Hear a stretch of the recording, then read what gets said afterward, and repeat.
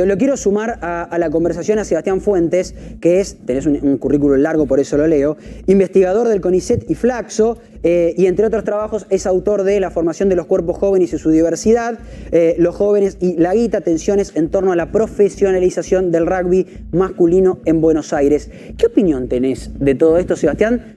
De esto que estamos hablando, del caso en general, investigaste mucho cómo se forman a esto, porque la gente se enoja algunos se enojan cuando decimos los rugbyers. Bueno, si fuesen 8 periodistas, serían 8 periodistas asesinos. Si fuesen 8 arquitectos, serían 8 arquitectos. Esto la mayoría juegan al rugby. Pero vos, ¿qué opinión tenés con todo esto que estamos contando recién y lo que pasó?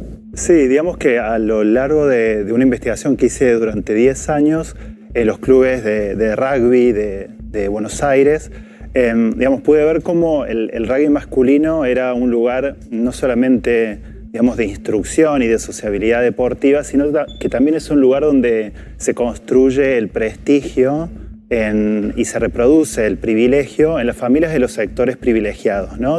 Digamos, desde los sectores medios altos hasta los sectores de mayor poder económico, político y cultural también en esta región. Y eso hace, digamos, esto bueno, tiene que ver con una configuración histórica del rugby en particular, que tuvo que ver con cómo se expandió a fines del siglo XIX, principios del siglo XX, y cómo el rugby, mientras el fútbol, que era otro, junto con el box, de los grandes deportes para varones a principios del siglo XX, el rugby, digamos, permaneció como un deporte selecto, mientras los otros deportes se masificaban y se popularizaban y sobre todo se profesionalizaban, ¿no?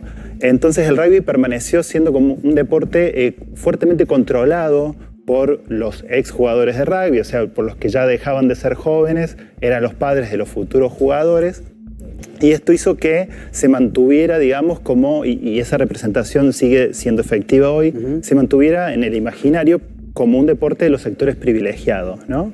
En los últimos años el rugby se está expandiendo, se está llegando a otros sectores, pero siguió siendo y sigue siendo un deporte controlado por sectores privilegiados. ¿Vos crees que, perdóname, vos crees que esto de... ¿Vos crees que existe una estigmatización contra el rugby? Porque la verdad que varias veces nos ha tocado cubrir casos de, che, a la salida del boliche se agarraron una piña. ¿A qué se dedicaban? Eran rugbyers. Che, ¿qué hacían en su tiempo libre? Jugaban al rugby. Evidentemente, ¿existe algún tipo de formación violenta en esto?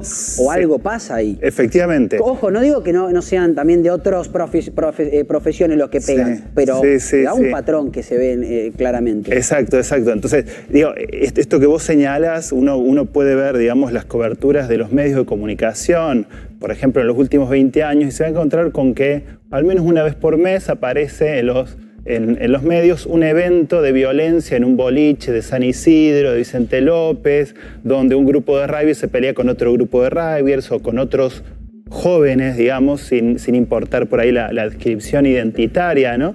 Y esos hechos de violencia ya se venían, digamos, antes de la muerte, del asesinato de Fernando Báez Sosa, ya venían ocurriendo. Lo que pasa es que dentro del mundo del rugby no se miraba esto como un problema, digamos.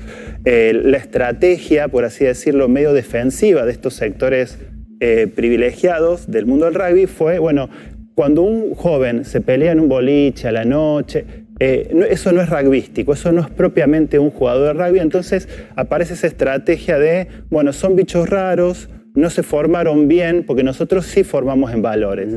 Esa afirmación que aparece todo el tiempo, vos recién decías, no se puede decir la palabra rugby, ¿no? Y desde el mundo... ¿Viste? Decís, estás estigmatizando. Bueno, la mayoría juega al rugby. Digo, si fuesen, insisto, periodistas, diríamos los 8 asesinos periodistas, pero juegan al rugby. Pero, digamos, tenemos que entender que esa defensa también se hace desde un lugar de poder, digamos, ¿no? Porque no estaríamos todos, o estos grupos escandalizados si estuviéramos diciendo, bueno, un joven de sectores populares, un joven de la villa, no aparecería esa discusión sobre el nombre. Esto de mantenerse con la estrategia cerrada, ¿no? De no hablar, eso es propio también de esas formaciones, de decir, bueno, acá vamos todos en conjunto, somos todos un grupo, somos todos un bloque, nadie saca los pies fuera del plato. ¿Eso también es propio de la formación? Sí, cuando cuestionamos y decimos que en el mundo del rugby se dice que no, acá educamos en valores, y no educamos en ese tipo de violencia, lo que hay que cuestionar justamente es ese tipo de valores, porque uno de los valores de los que te hablan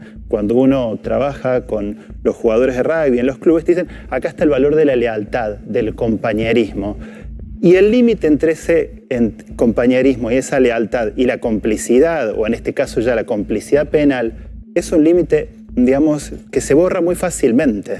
Claro. Entonces hay toda una formación en torno a pensar que tenés que cubrir al otro, bueno, que tiene que ver también con que es un deporte de equipo, un deporte grupal, que digamos, todo lo que vos haces en la cancha puede tener un riesgo para el otro, entonces tenés que cuidarlo, entonces, pero eso se comprende desde la técnica deportiva. ¿Hubo algún cambio desde la muerte de Fernando Báez Sosa en el tema de cómo se está practicando el deporte? Porque tenemos, a ver, Pichot, hay muchos declarantes, muchos exjugadores que han tomado la bandera de decir basta de violencia, el rugby es otra cosa, porque ha cambiado mucho el tema ya no tenemos como antes el tema de las peleas en los boliches, en los clubes, la violencia dentro del juego. Sí, por suerte vos, traes el ejemplo de Agustín Pichot, que fue una de las figuras más importantes, no fue la única que asumió un posicionamiento autocrítico y dijo, bueno, capaz que sí tenemos un problema, y ahí aparece el tema de los bautismos, ¿no? Que son